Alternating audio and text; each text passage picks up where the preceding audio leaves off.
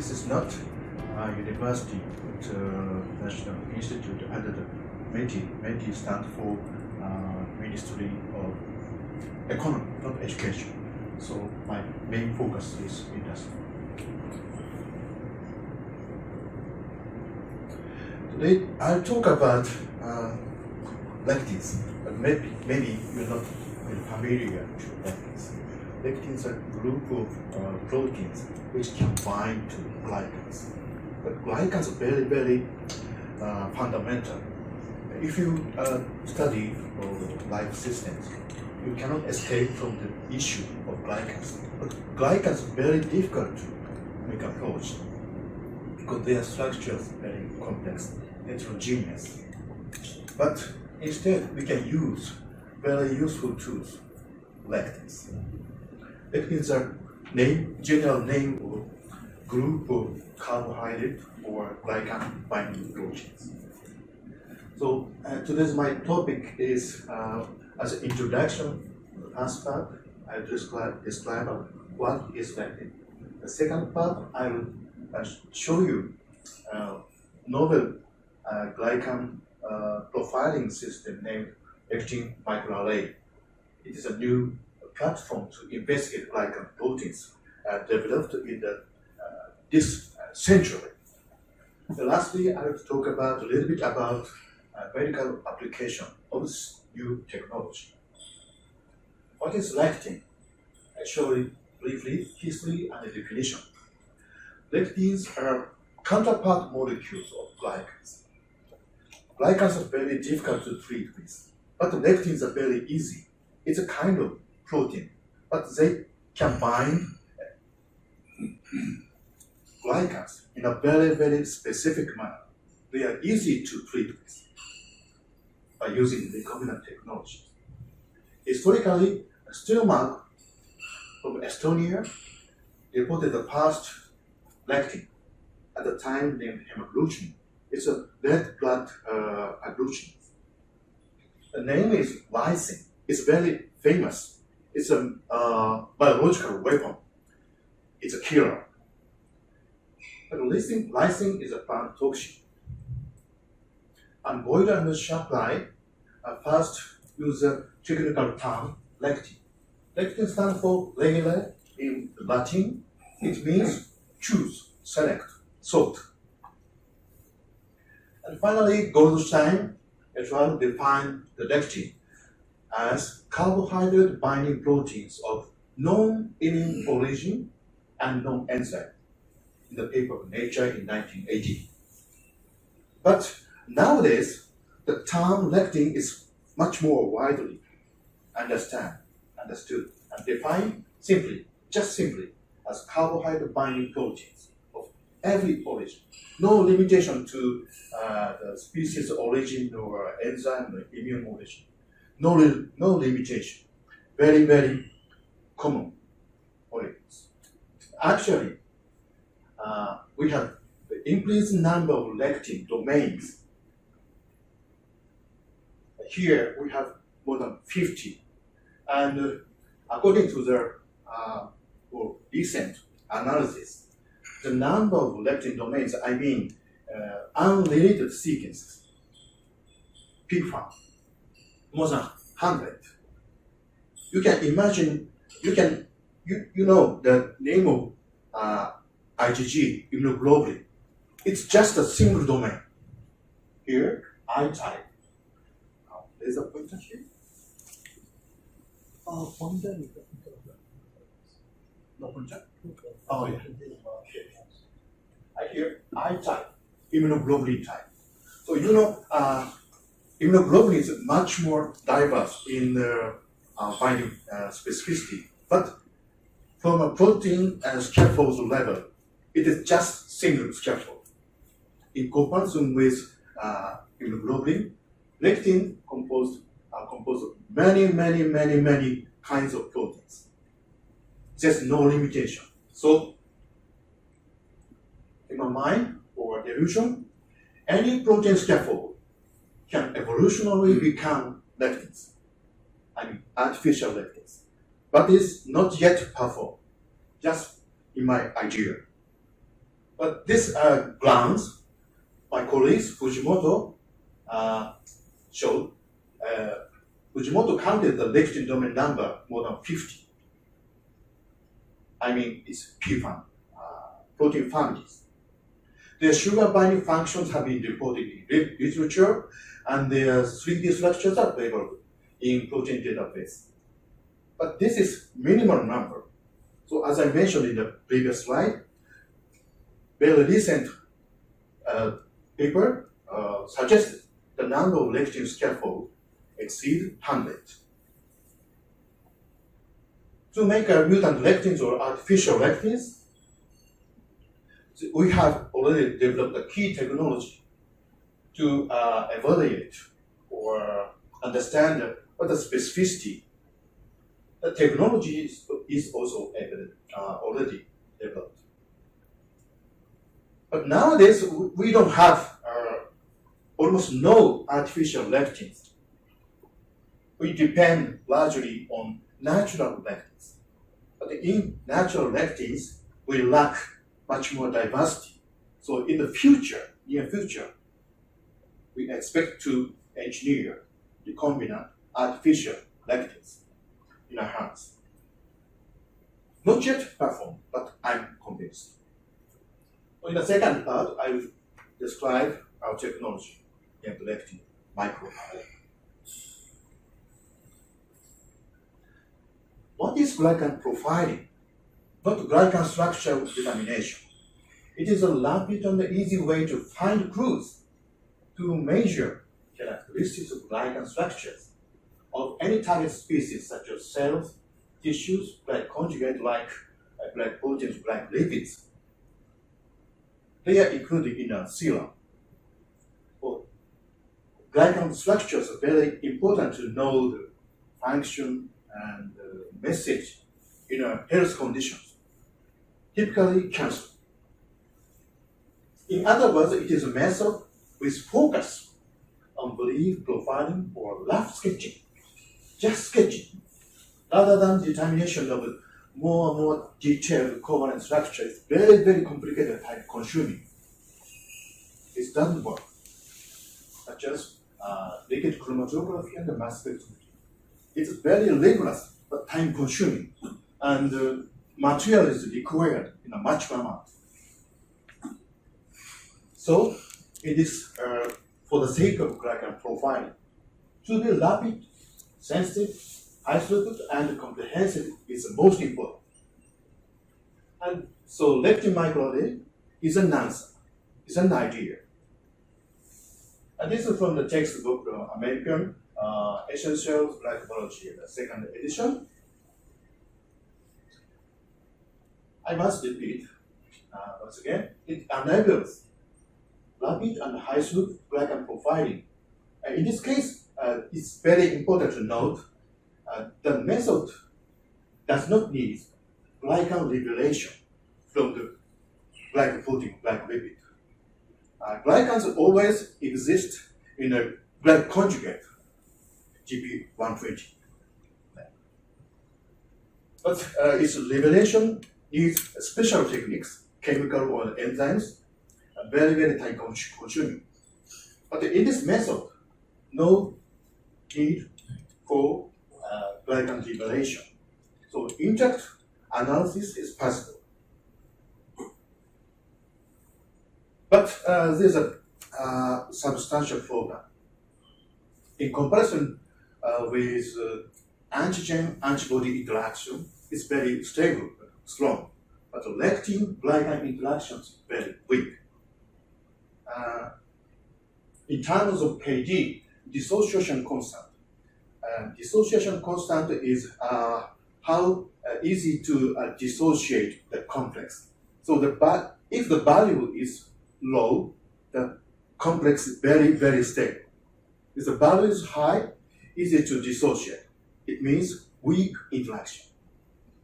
So in case of lectin-glycan interaction, always just 10 to the 4 to 10 to minus 7. It means a bit more. So roughly speaking, micromolar order. Micromolar KD is relatively weak compared to antibody or more familiar biology. Micromolar to nanomolar is strong, but lectin-like interaction much weaker. So that's a problem. Our idea to solve this question, we utilize a special detection principle, namely evanescent field activated fluorescent detection method. Here, we commercialized 10 years ago. The inside, this is an optical system. It's a slide glass array. From the both sides, activation excitation light comes into the slide to make a total reflection. Total reflection, that's the point. If total reflection arise, evanescent wave or evanescent field is generated only within the restricted area, restricted distance, substantially less than 200 nanometer, mostly 100 nanometer, very small, but more than the protein level. What does it mean? If you put glycoprotein, glycan probes, size 3 or size 5 label, commercially available, easy labeling system, only glycan probes bound to the immobilized lectins are activated, become fluorogenic. But on the other hand, non-bound materials is out of the range of evanescent field. So that's why we can detect almost specifically only bound glycoproteins, labeled glycoproteins, without washing procedure. If you wash such weak glycan-lectin interaction, we lose the binding. We can see anything. That's a system. But this is just an idea before the project began, almost 10 years ago. But we could be successful. And the lectin microwave procedures are very easy. The procedures are quite simple, and the sensitivity is most important, and throughput are very high. If you prepare only a piece of cell culture or a drop of blood, you can prepare sensorily labeled glycoprotein, a group of glycoprotein mixture can be performed. The only part of labeled sample, for example, 30 nanometer, very small amount, is applied to each wave. In this case, a commercial wave, we have 7 reaction chambers, 1, 2, 3, 4, 5, 6, 7, and then scan. The scanned data can be analyzed and performed with conventional statistical analysis after normalization. It's very easy. And this is an example of a model case, CHO cell, very common animal cells, Chinese hamster ovary. And fortunately, we have many mutant cells named LEC-series. LEC-series means lectin-resistant CHO cells. Each of them has some deficiency to biosynthesize glycan structures. In case of LEC2, there's a defect in salicylic acid. In case of LEC1, to make a biosynthesis of complex structures, they remain high monostructures. And LEC8, defect of galactosylation. As you can see in the cluster analysis result, these are wild type and 3 mutant cells showed clearly different glycan profile, very easy. So in the last step, I'd like to show some medical application. First is cholangiocarcinoma, intrahepatic cholangiocarcinoma. And the second one is regenerative medicine. The first part is application to cancer biomarker investigation. As an example, intrahepatic cholangiocarcinoma, IHCC. This is a very, very malignant tumors, the second to pancreatic cancer, because it's very difficult to diagnose, difficult to discover. If you find IHCC, it's too late. It's almost the case. And 50% incidence is not very high in liver cancers, but it's very difficult to find, as I mentioned, and very highly malignant. For example, 5-year survival only 5%. In this case, only early diagnosis is the only cure for this type of cancer. But it's very local. In case of Thailand, Khon Kaen district here, in the upstream of Mekong River, they eat raw fish, liver raw fish. So, but the fish has that kind of parasite. So this causes inflammation in the bile duct. So that's the main reason for this cancer. But the male and the female, this is the incident cases. Thailand, very high incidence. But not only Thailand, for example, Hong Kong, Osaka, Singapore is a high incidence. So I don't know at the moment the etymology is the same or not. But anyway, intrahepatic cholangiocarcinoma is a social problem in Asian countries. We developed new technology to make effective use of slide. It's pathological slide sections. We like to analyze normal and cancerous lesions. I mean, here, cancer and non-cancer of the same individual, of the same data. It's very important to analyze for comparison. The slide consists of only small portion of a diameter of 1.5 millimeter and thickness also. So this is not 5 milli, but 5 micrometer.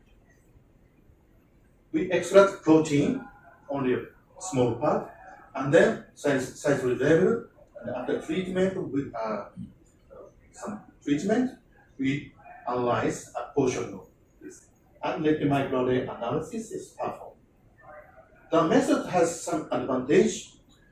Profiling using only 3,000 cells, very small amount. And the second point is the technology enables retrospective analysis of the same individual or the same data, as I mentioned. We performed analysis of intrahepatic cholangiocarcinoma with bile duct stone or without bile duct stone, and also for comparison normal bile duct epithelium. We analyzed, and I skipped detailed explanation. But after the analysis, we found 1, 2, 3, 4. This is a name of different lectins, different specificities. But WFA is a kind of plant lectin, shows the best result for profiling to separation between cancer and non-cancer. By using this WFA lectin as a probe, we checked histology. After staining with WFA lectin, the lectin stained well only cancer species, but not stained normal epithelium. So we conclude that WFA is the best cholangiocarcinoma specific lectin. The next issue is to identify WFA binding glycoprotein. We need to know about the target. At the previous stage, we just know the glycosylation change after tumor genesis. In this case, after knowledge-based analysis, we found Mach1. It's a kind of music. It's a music. Mach1 is a target black hole because there are several reasons, but a specific antibody named MY1E12 is available.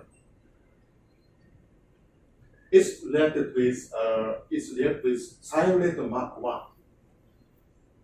And previous reports show that this antibody specifically stains cholangiocarcinoma lesions. And we performed the histochemical staining. Green shows the antibody staining, MY1E12. This is specific for Mach1. And red color shows WFL stain. This means protein level localization. This means glycan level staining. Both of them are localized, very clear. And also, we analyze bio directly using Western blot analysis. But actually, we found Mach1 is one of the WFA binding glycoproteins. So we determined the target. The final stage is to make up for assay system, so-called double sandwich system, ELISA system.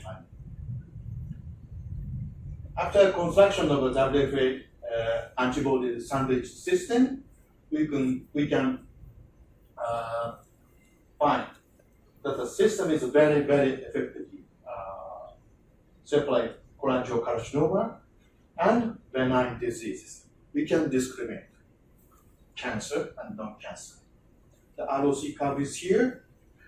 The score in terms of sensitivity, 90%, very high, and specificity, not the best, but not too bad, 76%. Okay, the second last topic is regenerative medicine. This is a case of analysis which studied pluripotent stem cells. I mean, iPS or ES. The basic question is, what happens if Yamanaka 4 factors introduced to somatic cells? It is known that reprogramming occurs by this gene introduction. But nobody knows what happens to glycans. This is the starting materials, somatic cells. We prepared 4 kinds of parents, 4 kinds of somatic cells. After reprogramming using the Yamanaka 4 factors, we get many kinds of iPS cells. And for comparison, we also used ES cells because iPS and ES has no discrimination, almost identical. But what happens to glycan profiles? So we analyzed 123 cell lines with a system. As I can show you, the glycomes of iPS and ES cell almost the same, and clearly differentiate from somatic cells, parent cells. The parents are different, but the offsprings, children, are all the same. That's the result in terms of black biology. And very, very lucky, the second lucky point is we likely to find a novel and perfect goal to identify ES-iPS cells. The lectin is a recombinant. Small r represent recombinant. BC2-LCN. This is a bacterial lectin. Bucholderia cenocepacia. It's an opportunistic bacteria. But the bacteria has some lectin specific for fucose bind to H type 1 and H type 3. This is specific source of explanation. But anyway, this lectin specifically or perfectly recognize only human iPS and ES cells. but never bind to other somatic cell parents and feeder cells. This is very important finding. As among its practical application, I can show you just one example. This lectin is conjugated with exogenous toxin. It's a very common to antibody drug conjugate. It's original from Pseudomonas aeruginosa. Lectin drug conjugate. It works to remove tumorigenic iPS cells. So it's very important to completely remove the tumorigenic pluripotent stem cell, because after implantation of the residual iPS cell or pluripotent stem cells, it can be tumorigenic. It's very dangerous, but it works perfectly. And this extension to supplies this lectin drug conjugate, BC2-LCN and Pseudomonas aeruginosa exotoxin conjugate, also works with cancer stem cells. In this case, pancreatic cancer stem cells. I skip explanation details, but this lectin drug conjugate to Capan is very, very analogous to the patient cancer. It works very, very low concentration. The effect is 7 times potent compared to immunotoxin, antibody drug conjugate. It's very effective, but very expensive. That's a problem.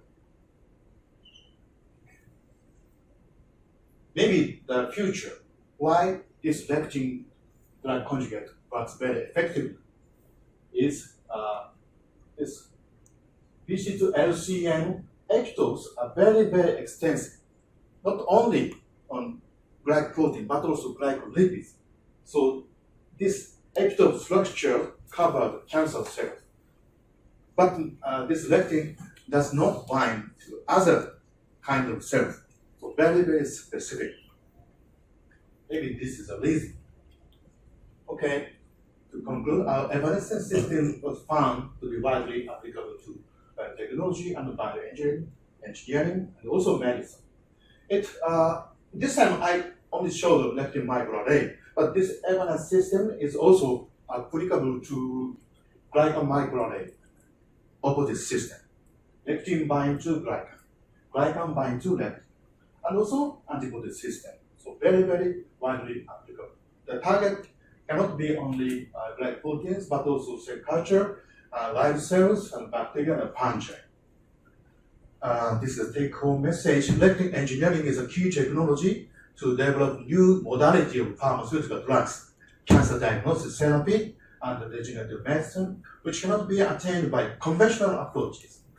This is true because all types of cells, our cells, or plants, bacteria, and animals, are covered by a dense layer of glycans. It's true. Of which structures and thus, of course, function largely depend on the type and state of cells. Thank you very much for your attention.